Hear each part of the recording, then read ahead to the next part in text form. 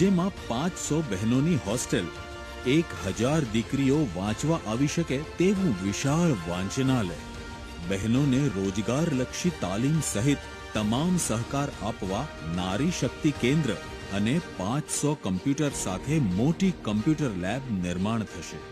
બહેનોની હોસ્ટેલમાં સરદાર સાહેબની દીકરી મણિબેન પટેલની પ્રતિમા નવી પેઢીને સંસ્કાર અને પ્રેરણા આપશે. તો આ છે સૌરાષ્ટ્ર પટેલ સમાજનું સ્વપ્ન, જે સર્વોના સહકારથી થશે સાકાર.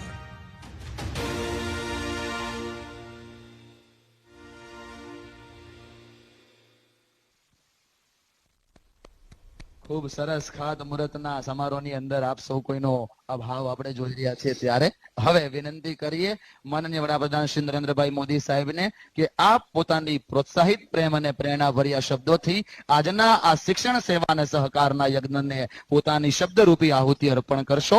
વિનંતી કરું આપના સૌ કોઈના લાડીલા નેતૃત્વનો કળાભાવ ધરાવતા, લીડરશીપના માહિર એવા શીશ સમાન નેતૃત્વ ધરાવતા શ્રી નરેન્દ્રભાઈ મોદી સાહેબ, વડાપ્રધાન શ્રી ભારત સરકાર. તાળીઓથી વધાવજો દોસ્તો, જોરદાર તાળીઓથી. नमस्कार. कार्यक्रम में उपस्थित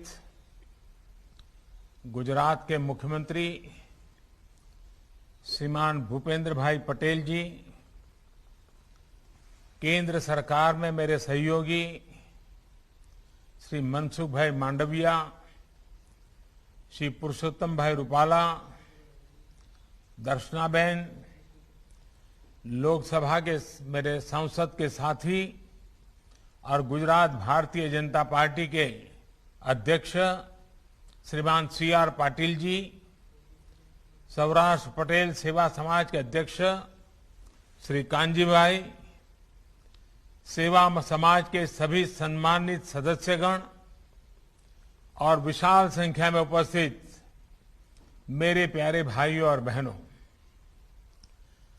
सौराष्ट्र पटेल सेवा समाज द्वारा आज विजयादशमी के अवसर पर एक पुण्य कार्य का शुभारंभ हो रहा है. मैं आप सभी को और पूरे देश को विजयादशमी की हार्दिक बधाई देता हूं. साथियों, रामचरितमानस में प्रभु श्री राम के भक्तों के बारे में, उनके अनुयायियों के बारे में बहुत ही सटीक बात कही गई है. रामचरितमानस में कहा गया है, प्रबल अविद्या तम मिट जाई, प्रबल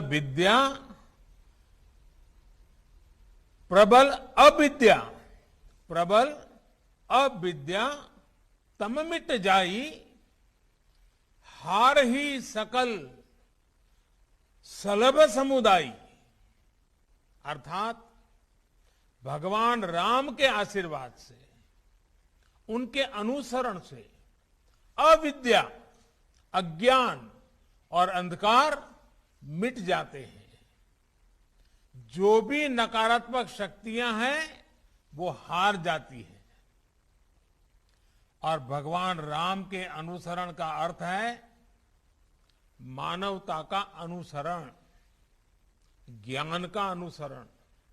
इसलिए गुजरात की धरती से बापू ने राम राज्य के आदर्शों पर चलने वाले समाज की कल्पना की थी. मुझे खुशी है कि गुजरात के लोग उन मूल्यों को मजबूती से आगे बढ़ा रहे हैं, उन्हें मजबूत कर रहे हैं. सौराष्ट्र पटेल सेवा समाज द्वारा शिक्षा के क्षेत्र में आज की गई ये पहल भी इसी कड़ी का एक हिस्सा है. आज फेज 1 हॉस्टल का भूमि पूजन हुआ है. मुझे बताया गया है कि साल 2024 तक दोनों फेज का काम पूरा कर लिया जाएगा. कितने ही युवाओं को, बेटे बेटियों को आपके इन प्रयासों से एक नई दिशा मिलेगी, उन्हें अपने सपनों को साकार करने का अवसर मिलेगा। मैं इन प्रयासों के लिए सौराष्ट्र पटेल सेवा समाज को और विशेष रूप से अध्यक्ष श्री कांजीभाई को भी और उनकी सारी टीम को बहुत बहुत बधाई देता हूं। मुझे इस बात से भी बहुत संतोष है कि सेवा के इन कार्यों में समाज के हर वर्ग को साथ लेकर चलने की चेष्टा है, प्रयास है। साथियों, जब मैं अलग अलग क्षेत्रों में सेवा के ऐसे कार्यों को देखता हूं तो मुझे गर्व होता है कि गुजरात किस तरह सरदार पटेल की विरासत को आगे बढ़ा रहा है। सरदार साहब ने कहा था और सरदार साहब के वाक्य हमने अपने जीवन में बांध के रखना है। सरदार साहब ने कहा था, जाति और पंथ को हमें रुकावट नहीं बनने देना है।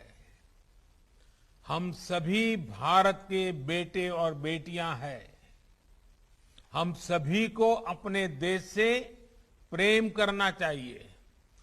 परस्पर स्नेह और सहयोग से अपना भाग्य बनाना चाहिए। हम खुद इसके साक्षी हैं कि सरदार साहब की इन भावनाओं को गुजरात ने किस तरह हमेशा मजबूती दी है। राष्ट्र प्रथम ये सरदार साहब की संतानों का जीवन मंत्र है। आप देश दुनिया में कहीं भी चले जाइए, गुजरात के लोगों में ये जीवन मंत्र आपको हर जगह दिखेगा। भाइयों और बहनों, भारत इस समय अपनी आजादी के 75वें वर्ष में है। ये अमृतकाल हमें नए संकल्पों के साथ ही उन व्यक्तियों को याद करने की भी प्रेरणा देता है जिन्होंने जनचेतना जागृत करने में बड़ी भूमिका निभाई। आज की पीढ़ी को उनके बारे में जानना बहुत ही आवश्यक है। आज गुजरात जिस ऊंचाई पर पहुंचा है, उसके पीछे ऐसे अनेकों लोगों का तप, त्याग और तपस्या रही है। विशेषकर शिक्षा क्षेत्र में ऐसे ऐसे व्यक्तित्व हुए जिन्होंने गुजरात की शिक्षा व्यवस्था को मजबूत करने में बड़ी भूमिका निभाई। हम सब शायद जानते होंगे, उत्तर गुजरात में जिनका जन्म हुआ और आज गुजरात के हर कोने में उनको याद किया जाता है, ऐसे ही एक महापुरुष थे श्री छगन भा। उनका दृढ़ विश्वास था कि शिक्षा ही समाज के सशक्तिकरण का सबसे बड़ा माध्यम है। आप कल्पना कर सकते हैं, आज से 102 साल पहले 1919 में उन्होंने कड़ी में सर्व विद्यालय केळवणी मंडल की स्थापना की थी। ये छगन भा का ये दूरदृष्टि काम था, ये उनकी दृष्टि थी, उनका विजन था, उनका जीवन मंत्र था, कर भला होगा भला। और इसी प्रेरणा से वो आने वाली पीढ़ियों के भविष्य को संवारते रहे। जब 1929 में गांधी जी छगन भाजी के मंडल में आए थे तो उन्होंने कहा था कि छगन भा बहुत बड़ा सेवा कार्य कर रहे हैं। उन्होंने लोगों से ज्यादा संख्या में अपने बच्चे छगन भा के ट्रस्ट में पढ़ने के लिए भेजने को कहा था। साथियों, देश की आने वाली पीढ़ियों के भविष्य के लिए अपना वर्तमान खपा देने वाले ऐसे ही एक और व्यक्ति का जिक्र मैं जरूर करना चाहूंगा।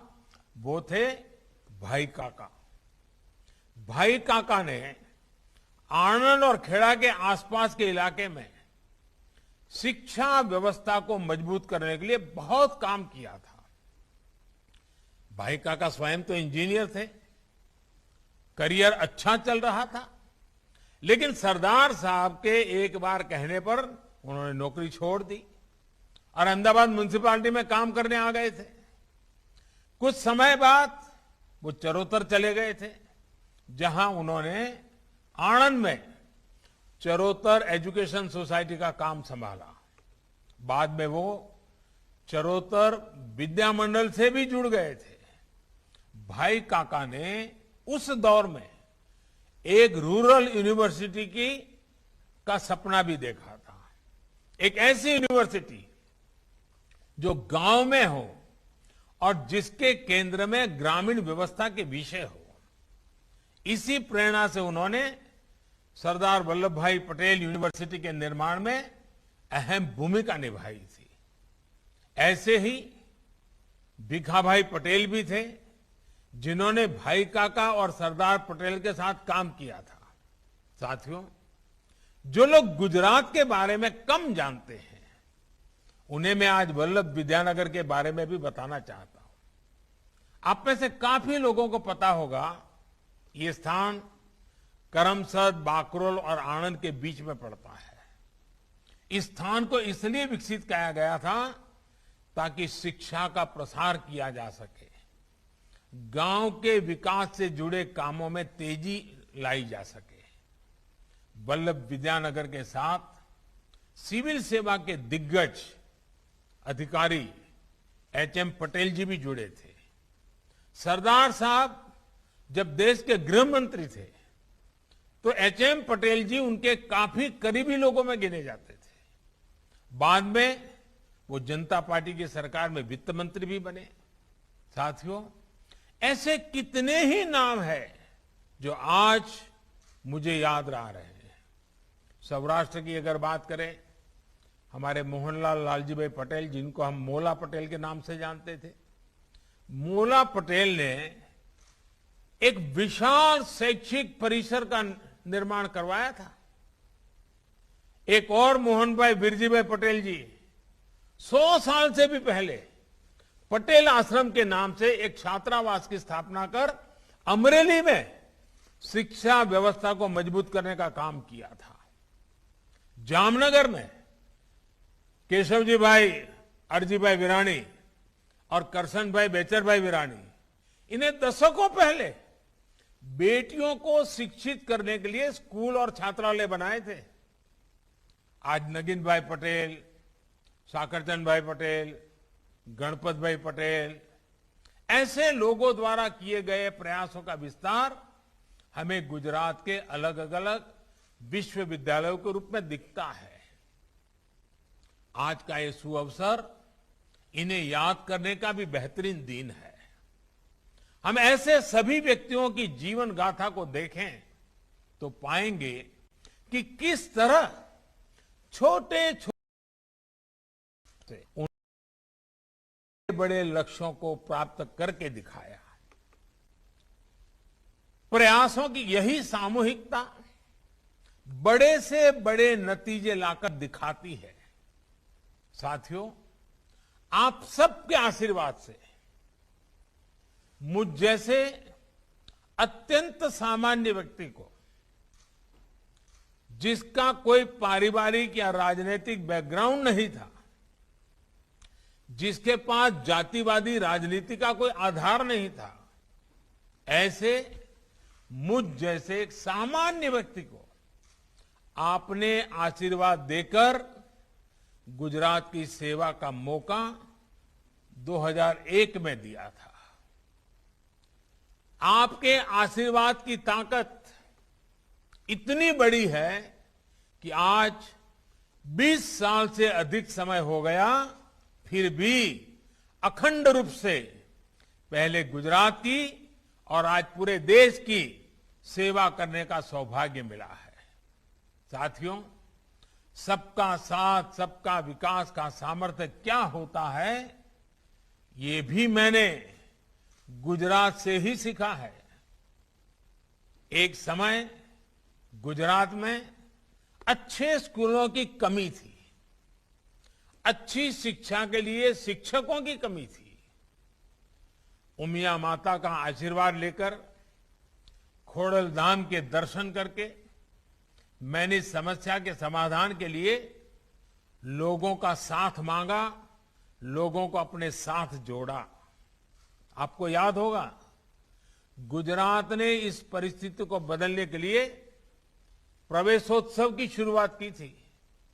स्कूलों में शिक्षा की गुणवत्ता बढ़े, इसके लिए साक्षरदीप और गुणोत्सव शुरू किया गया था। तब गुजरात में बेटियों के ड्रॉप आउट की भी एक बड़ी चुनौती थी। अभी हमारे मुख्यमंत्री भूपेंद्र भाई ने इसका वर्णन भी किया। इसके कई सामाजिक कारण तो थे ही, कई व्यवहारिक कारण भी थे। जैसे कितनी ही बेटियां चाहकर भी इसलिए स्कूल नहीं जा पाती थी क्योंकि स्कूलों में बेटियों के लिए शौचालय ही नहीं होते थे। इन समस्याओं के समाधान के लिए गुजरात ने पंचशक्तियों से प्रेरणा पाई। पंचामृत, पंचशक्ति यानी ज्ञान शक्ति, जनशक्ति, जल शक्ति, ऊर्जा शक्ति और रक्षा शक्ति।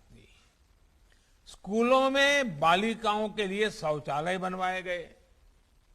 विद्या लक्ष्मी बॉन्ड, सरस्वती साधना योजना, कस्तूरबा गांधी बालिका विद्यालय, ऐसे अनेक प्रयासों का परिणाम यह हुआ कि गुजरात में न केवल पढ़ाई का स्तर बेहतर हुआ बल्कि स्कूल ड्रॉप आउट रेट भी तेजी से कम हुआ। मुझे खुशी है कि आज बेटियों की पढ़ाई के लिए, उनके भविष्य के लिए प्रयास लगातार बढ़ रहे हैं। मुझे याद है, ये आप ही लोग थे जिन्होंने सूरत से पूरे गुजरात में बेटी बचाओ अभियान चलाया था। और मुझे याद है, उस समय मैं आपके समाज के लोगों के बीच में आता था तो ये कड़वी बात बताए बिना कभी चुकता नहीं था। आप राजी हो जाएं, नाराज हो जाएं, इसका ख्याल किए बिना मैंने हमेशा कड़वी बात बताई थी बेटियों को बचाने की। और मुझे आज संतोष से कहना है कि आप सबने मेरी बात को उठा लिया और आपने सूरत से जो यात्रा निकाली थी, पूरे गुजरात में जाकर के, समाज के हर कोने में जाकर के, गुजरात के हर कोने में जाकर के बेटी बचाने के लिए लोगों के शपथ दिलवाए थे। और मुझे भी आपके उस महाप्रयास में आपका साथ जुड़ने का मौका मिला था। बहुत बड़ा प्रयास किया था आप लोगों ने। गुजरात ने रक्षा शक्ति यूनिवर्सिटी, अभी हमारे भूपेंद्र भाई बड़ा विस्तार से यूनिवर्सिटी का वर्णन करते थे, लेकिन मैं भी इसको दोहराना चाहता हूं ताकि जब आज देश के लोग इस कार्यक्रम को देख रहे हैं तो उनको भी पता चले। गुजरात ने इतने कम समय में रक्षा शक्ति यूनिवर्सिटी, दुनिया की पहली forensic science university, law university और दीनदयाल एनर्जी यूनिवर्सिटी, इसके साथ ही दुनिया की पहली children's university, teachers training university, sports university, Kamdhenu university जैसी अनेकों इनोवेटिव शुरुआत करके देश को नया मार्ग दिखाया है। आज इन सारे प्रयासों का लाभ गुजरात की युवा पीढ़ी को मिल रहा है।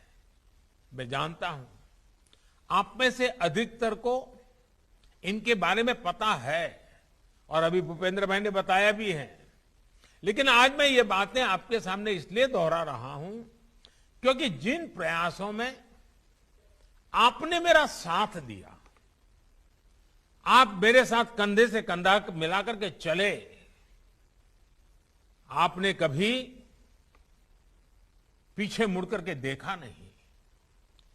उससे मिले अनुभव आज देश में बड़े बदलाव ला रहे हैं। साथियों, आज नई राष्ट्रीय शिक्षा नीति के जरिए देश की शिक्षा व्यवस्था को भी आधुनिक बनाया जा रहा है। नई राष्ट्रीय शिक्षा नीति में प्रोफेशनल कोर्सेज की पढ़ाई स्थानीय भाषा में, मातृभाषा में कराए जाने का विकल्प भी दिया गया है।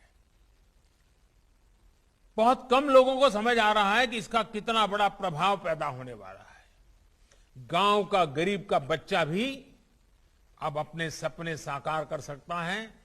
भाषा के कारण उसकी जिंदगी में अब रुकावट नहीं आने वाली है।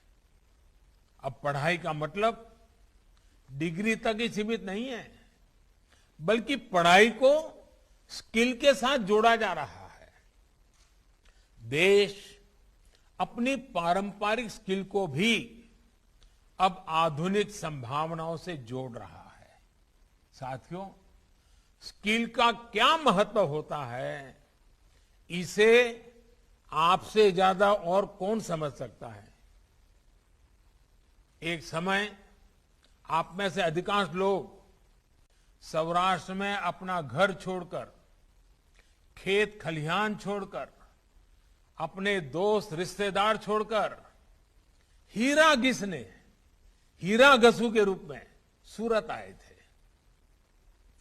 एक छोटे से कनों में 8-8, 10-10 लोग रहा करते थे, लेकिन ये आपकी स्किल ही थी, आपका कौशल ही था, जिसकी वजह से आज आप लोग इतनी ऊंचाई पर पहुंचे हैं।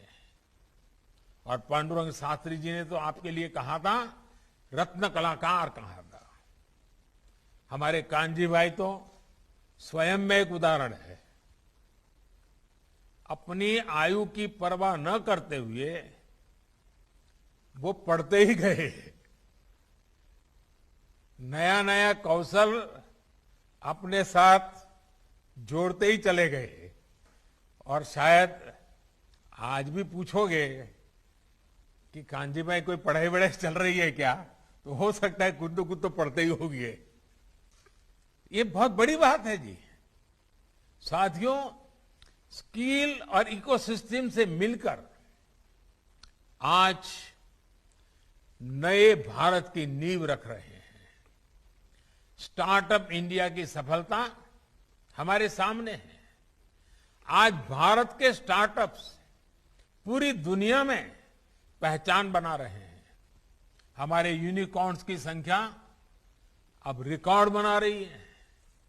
कोरोना के कठिन समय के बाद हमारी अर्थव्यवस्था ने जितनी तेजी से वापसी की है, उससे पूरा विश्व भारत को लेकर आशा से भरा हुआ है।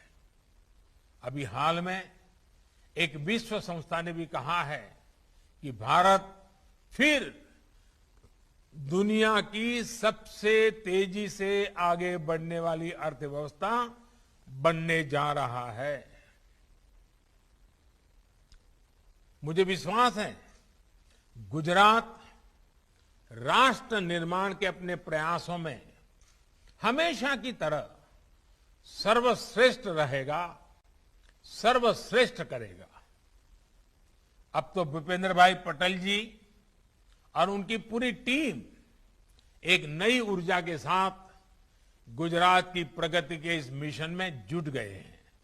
साथियों, वैसे भूपेंद्र भाई के नेतृत्व में नई सरकार बनने के बाद आज पहली बार मुझे इतने विस्तार से गुजरात के लोगों को संबोधित करने का अवसर मिला है। एक साथी कार्यकर्ता के रूप में भूपेंद्र भाई से मेरा परिचय 25 वर्ष से भी ज्यादा का है। ये हम सभी के लिए बहुत गौरव की बात है कि भूपेंद्र भाई एक ऐसे मुख्यमंत्री है जो टेक्नोलॉजी के भी जानकार हैं और जमीन से भी उतना ही जुड़े हुए हैं। अलग अलग स्तर पर काम करने का उनका अनुभव गुजरात के विकास में बहुत काम आने वाला है। कभी एक छोटी सी म्युनिसिपैलिटी नगर पालिका के सदस्य, फिर नगर पालिका के अध्यक्ष, फिर अहमदाबाद महानगर के कॉरपोरेटर, फिर अहमदाबाद महानगर पालिका की स्टैंडिंग कमेटी के चेयरमैन, फिर औड़ा जैसी प्रतिष्ठित संस्थान के चेयरमैन, करीब करीब 25 वर्षों तक अखंड रूप से उन्होंने ग्रास रूट शासन प्रशासन को देखा है, परखा है, उसका नेतृत्व किया है। मुझे खुशी है कि आज ऐसे अनुभवी व्यक्ति गुजरात की विकास यात्रा को तेज गति से आगे बढ़ाने के लिए गुजरात का नेतृत्व कर रहे हैं। साथियों, आज हर गुजराती को इस बात का भी गर्व होता है कि इतने लंबे समय तक सार्वजनिक जीवन में रहने के बावजूद, इतने बड़े पदों पर रहने के बाद भी, 25 साल तक कार्य करने के बाद भी भूपेंद्र भाई के खाते में कोई विवाद नहीं है।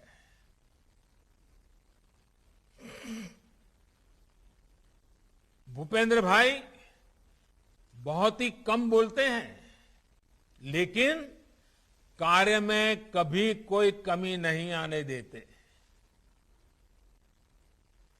एक साइलेंस वर्कर की तरह, एक मूक सेवक की तरह काम करना उनकी कार्यशैली का हिस्सा है। बहुत कम ही लोगों को यह भी पता होगा कि भूपेंद्र भाई का परिवार हमेशा से आध्यात्म के प्रति समर्पित रहा है। उनके पिताजी आध्यात्मिक क्षेत्र से जुड़े रहे हैं। मेरा विश्वास है ऐसे उत्तम संस्कार वाले भूपेंद्र भाई के नेतृत्व में गुजरात चौतरफा विकास करेगा। साथियों, मेरा एक आग्रह आप सभी से आजादी के अमृत महोत्सव को लेकर भी है। इस अमृत महोत्सव में आप सभी को भी कुछ संकल्प लेना चाहिए, देश को कुछ देने वाला मिशन शुरू करना चाहिए। ये मिशन ऐसा हो जिसका प्रभाव गुजरात के कोने कोने में नजर आना चाहिए। जितना सामर्थ्य आप में है, मैं जानता हूं आप सब मिलकर के ये कर सकते हैं। हमारी नई पीढ़ी देश के लिए, समाज के लिए जीना सीखे, इसकी प्रेरणा भी आपके प्रयासों का अहम हिस्सा होनी चाहिए। सेवा से सिद्धि के मंत्र पर चलते हुए हम गुजरात को, देश को नई ऊंचाई पर पहुंचाएंगे। आप सबके बीच लंबे अरसे के बाद आने का सौभाग्य मिला। सबके यहां वर्चुअली मैं सबके दर्शन कर रहा हूं। सारे पुराने चेहरे मेरे सामने हैं અને ભલે દૂરથી તો દૂરથી પણ તમને બધાને મળ્યાનો આનંદ તો આવે જ। તમારી પ્રેમ વર્ષાનો અનુભવ થાય જ થાય।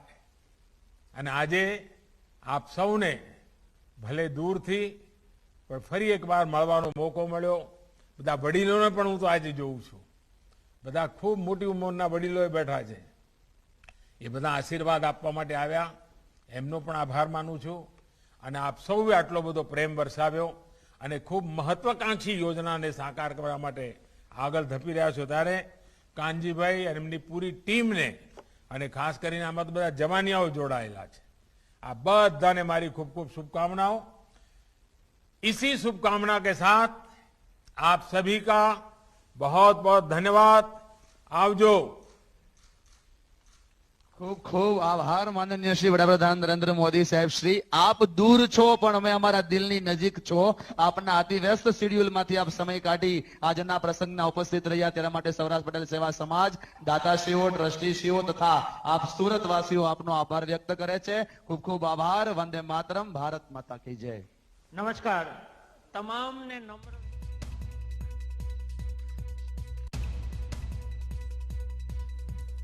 તો વડાપ્રધાન નરેન્દ્ર મોદીએ આજરોજ 15 ઓક્ટોબરે સુરતમાં સૌરાષ્ટ્ર પટેલ સેવા સમાજ દ્વારા બનાવેલા હોસ્ટેલ ફેઝ 1 નું ભૂમિપૂજન કર્યું. આ છોકરાઓની છાત્રાલય છે જે સૌરાષ્ટ્ર પટેલ સેવા સમાજ દ્વારા બનાવવામાં આવી છે. પીએમ મોદીના કાર્યક્રમ વિશે માહિતી આપતા પીએમઓએ પણ આ વિશે માહિતી આપી હતી. પટેલ સેવા સમાજની હોસ્ટેલના ફેઝ 1 નું ભૂમિપૂજન ભૂપેન્દ્રભાઈ પટેલ વિશે પણ તેઓએ વાત કરી. તેમના નેતૃત્વમાં ગુજરાત ચોતરફ વિકાસ પર જશે. તેઓએ જણાવ્યું કે નવી સરકાર બન્યા બાદ પ્રથમવાર આ રીતે સંબોધન કરવાનો તેમને મોકો મળી રહ્યો છે. ભૂપેન્દ્ર પટેલ જે છે એ ઘણું ઓછું બોલે છે પરંતુ કામ તેમનું બોલે છે તેવું પણ તેમણે જણાવ્યું હતું. આ પ્રસંગે તેમણે અનેક મહાનુભાવોને યાદ પણ કર્યા હતા. તદુપરાંત કાર્યની સાથે જોડાયેલા તમામ લોકોનો તેમણે આભાર પણ વ્યક્ત કર્યો.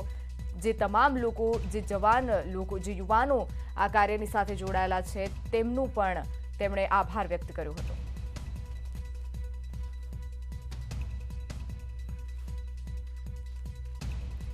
સુરતમાં પાટીદાર સમાજના કાર્યક્રમમાં પીએમ મોદી જોડાયા હતા. આજે સુરતમાં પાટીદાર સમાજનો કાર્યક્રમ હતો. કાર્યક્રમમાં પીએમ મોદીએ વર્ચ્યુઅલી સંબોધન પણ કર્યું હતું.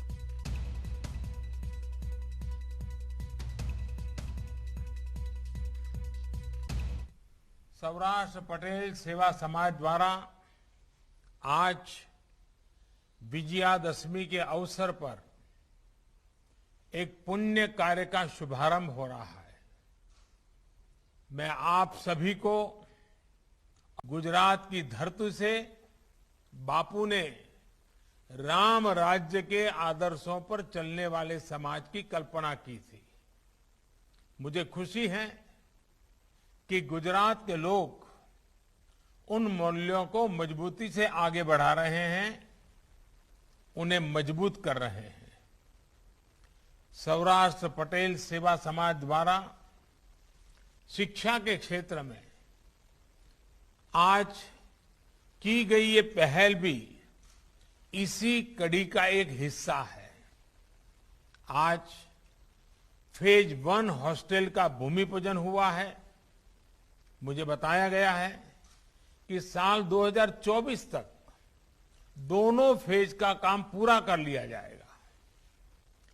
कितने ही युवाओं को, बेटे बेटियों को आपके इन प्रयासों से एक नई दिशा मिलेगी. उन्हें अपने सपनों को साकार